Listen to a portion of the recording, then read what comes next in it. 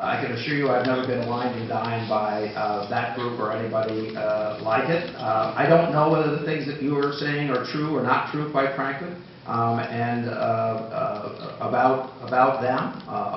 We do have a large Turkish population in Connecticut. I am governor of the state of Connecticut, and I'm accustomed to meeting with groups, ethnic groups, religious groups on a regular basis, and I'm probably going to continue to do that. I'm not involved in charter school applications, except I was once when I was mayor of the city of Stamford with respect to a school for, quite frankly, students that our system had failed, and quite frankly needed an alternative. So with respect to this group and whether you're saying what's right or wrong, I'll bet you that there's a public forum in which you can raise every one of those points if they apply for a school. I'll bet you that there's an opportunity for you to be heard and others to be heard on that subject. And I'll bet you at that time there'll be somebody there who could say whether you're right or wrong or disagree with you or not disagree with you. So, I mean, I hear you. And let me put it this way. If everything you said is absolutely correct, then they probably wouldn't get a charter. For instance, you indicated that they've applied 3 times and have never gotten a charter. There's certain evidence in that, I would say to you. But I invite you to make those points, and that's why we have to have a public process with respect to these things. So thank you very much.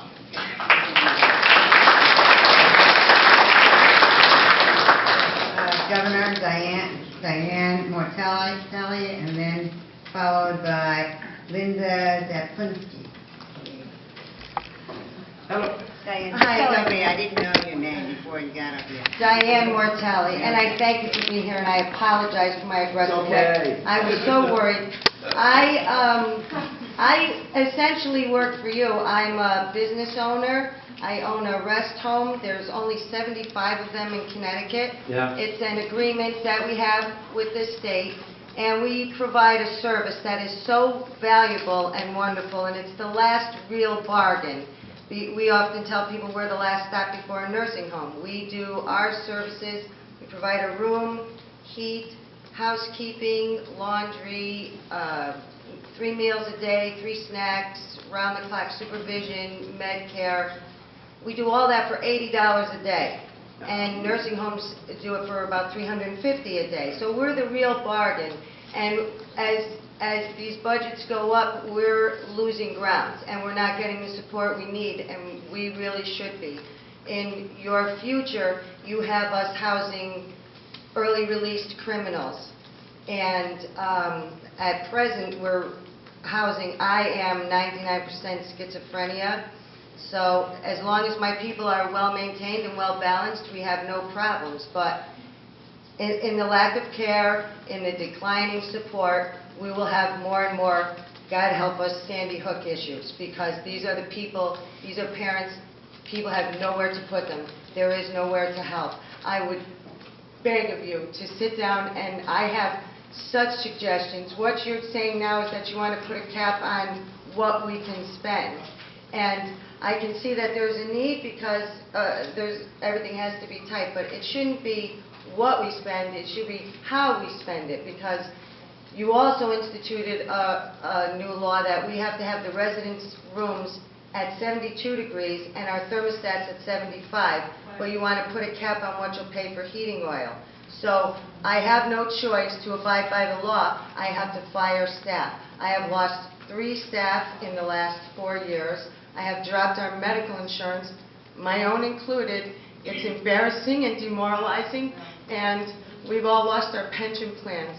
We deserve to hire people that are qualified for this job so that they can take med certification, they can learn CPR and the basic things. But the way it is now, I have a couple criminals with good background checks and some dishwashers.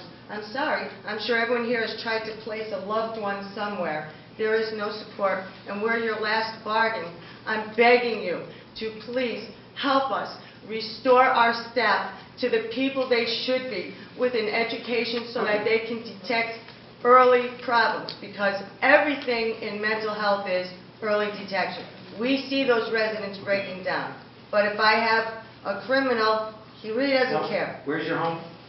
It's less than 3 miles away, and everyone there is satisfied, so no one has to worry. Okay, no. It's right across from...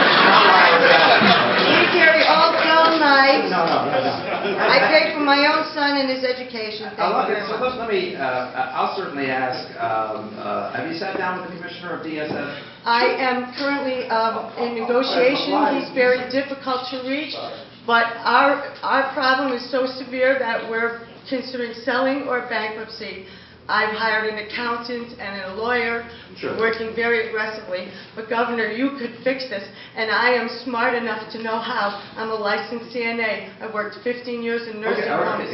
yeah, I got this. so- I know how to save us money if you will talk to me, but you can't get to the commissioner. So what Not I'm going to that do, Chris quite clearly, Levine. is make sure that... And you tell him Carlson is in such trouble. Okay, all right. You're gonna- So what I'm going to do is make sure that the Commissioner sits down with you and has a discussion. I know only a little bit about this subject. I'm not an We're a expert in tremendous everything. bargain. We are under pressure, and you're probably aware of this. There were several homes like yours where there were residents that the federal government has notified us they will not pay for their care. I evict them. Right, okay, no, okay. So, all right, so that's part of it.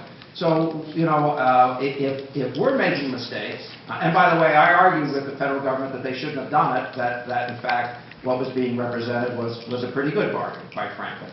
So you don't have to push me through this door.